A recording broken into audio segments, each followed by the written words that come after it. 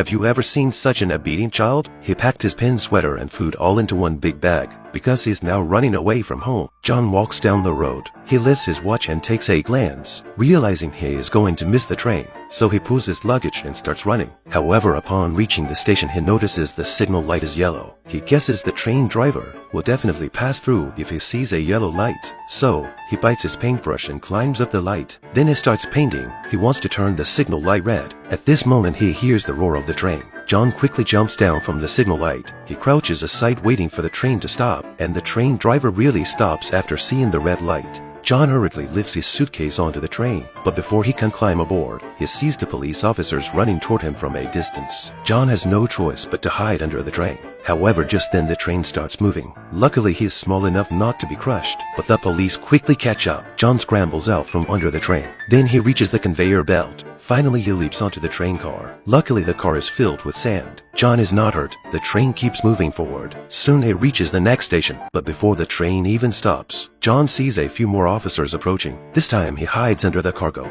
Once inside, he realizes his suitcase is still outside, but the officers is already coming. He quickly pulls the suitcase back. The officers climbs onto the car to check. He does not find John. It turns out John is now hiding in a camper van. The officers hears movement inside, but since John locked the door, he cannot get in. He can only peek through the window. Luckily, John pretends to be a statue and escapes. Now he has been away from his parents for 2 days.